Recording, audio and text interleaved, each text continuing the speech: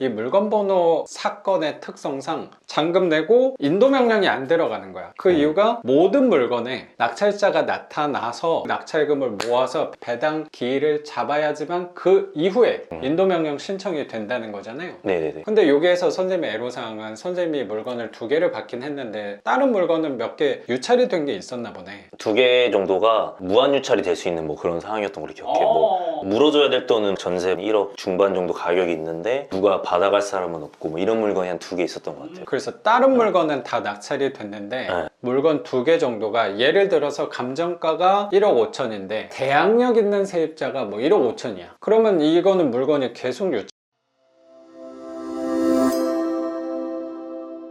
하나가 1억 500에 받았고 어이 잘 받았네. 하나가 기억이 안 나네. 1억 1,500? 뭐 이 정도 썼던 것 같아요. 아까는 1억 500인데 하나는 1억 500에 완전 받았고 싸게 받았네? 네, 하나는 좀 차이가 있어. 층이 1층이랑 3층이었는데 1층이 제가 뒤에서 가보니까 반대쪽이 어떻게 묻혀 누가 있어. 봤을 땐 반지하로 볼 수 있겠더라고요. 아, 그래서 1층은 그냥 에이 뭐 되게 싸고 싸게 쓰고 3층은 좀 받고 싶어서 이제 좀 높게 썼던 것 같아요. 1억 2천 아래로. 네.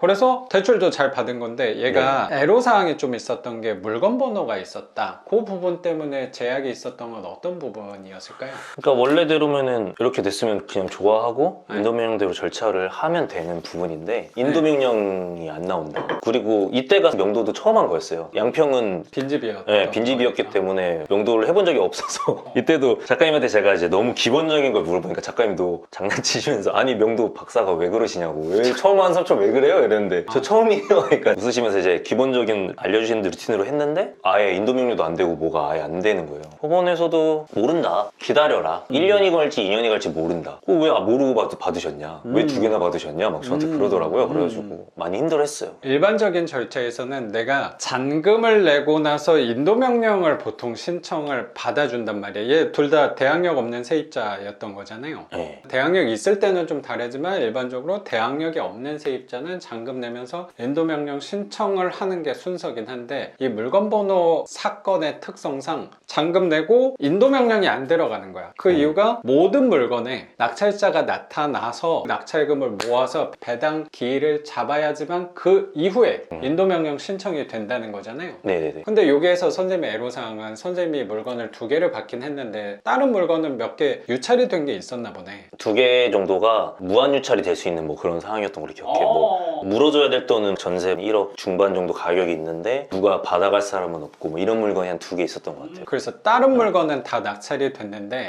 물건 2개 정도가 예를 들어서 감정가가 1억 5천인데 대항력 있는 세입자가 뭐 1억 5천이야. 그러면 이거는 물건이 계속 유찰된다고 하더라도 1억에 써도 1억 5천을 내야 되는 꼴인 거고 5천만 원에 쓰더라도 1억 5천을 물어줘야 되는 부분이기 때문에 결국에 이런 물건은 계속 시간만 가는 경우가 되게 많단 말이야. 그러면 요 두 사건에 낙찰자가 나타나지 않으면 선생님이 미리 낙찰받았는데 거기에 배당기일이 잡히지 않는다. 그래서 선생님은 인도명령이 안 나오는 게 우리한테는 사실 되게 중요하다고 생각하는 게 강제집행을 무조건 신청한다는 개념보다 나랑 협조 안 하면 강제집행을 나는 할 수밖에 없어의 무기로 내세워야 되는데 인도명령 서류가 법원에서 날아가지 않다 보니까 선생님이 협상할 때 무기가 사라진 느낌이 들기도 했을 것 같아요. 근데 그 무한유찰되는 물건이 2개가 있고 결국에 시간은 계속 지나가는 거고 배당기일이 결국에 안 잡힌다는 얘기가 또 될 수 있는 건데 그래도 선생님이 명도도 잘 해냈다는 거는 이게 잘 해결은 됐다는 생각이 드네. 법원 담당자께서도 이런 물건 네가 알아서 판단해서 입찰을 했었어야지 인도명령은 언제 내줄지 모른다 하면은 되게 막막하기도 했을 것 같은데 잘 해결이 됐다는 생각이 드네. 실제로는 또 어떻게 배당기일이 잡히고 인도명령 신청이 어떻게 된 거예요?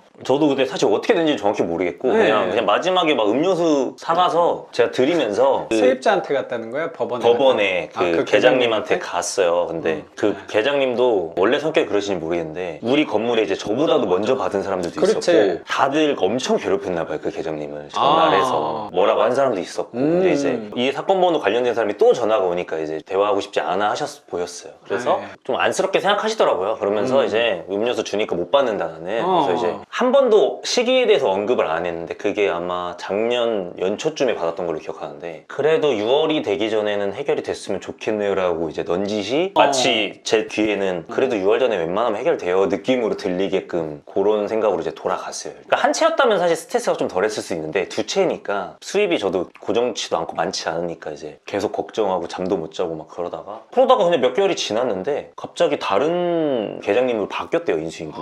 그래서 그분이 와서 해결됐다고. 그래서 인도병력 나온다고. 그리고 전에 제가 뭐 불허가 신청하는 거랑 막 다 할 수 있는 건 다 했었어요 그때 당시에. 그래서 뭐 그런 거 관련해서 뭐 다시 환급해 주더라고요. 그래서 해결됐어요 이렇게 돼서 생각보다 한 제가 그렇게 고민했는데 거의 3달 정도 지나니까 알아서 자연스럽게 나왔어요. 보통 잔금 내고 바로 인도 명령을 하는데 선생님께서는 한 3달 정도 기다렸다가 인도 명령이 신청돼서 그래도 원활하게 세입자랑 그때부터 협상을 할 수 있었을 것 같아요. 왜냐면 세입자한테 얘기할 때도 너 언제 배당 받을 수 있어를 우리가 확답을 해줄 수가 없다 보니까 무턱대고 돈도 안 받았는데 나가라 라고 얘기를 하기가 되게 어려운 상황이었던 것 같아요. 네네네. 근데 그 상황이 저도 사건을 찾아보진 않아서 정확히 확인은 못 해보긴 했는데 일반적으로 그럴 때 무조건 물건 번호 있는 거에 대해서 피하시는 분들도 저는 많이 본 것 같아서. 그리고 아까 말씀하신 대로 해결이 안 되는 무한유찰되는 물건들이 가끔 껴있을 때는 다른 물건 번호에 들어가기가 선생님처럼 낙찰받은 케이스로 접근하기가 되게 부담스럽기는 해요. 아마 그 두 건을 기각시켜 버렸을 수도 있어요. 그걸 아예 빼버리고 배당기를 잡아버렸을 수도 있거든요. 제 생각에 그런 물건은 낙찰은 안 될 거니까 그거를 자체적으로 그 말은 뭐냐면 그 계장님 입장에서는 사건을 끝내는 게 되게 중요해요. 일이 계속 쌓여서 남아있는 거거든.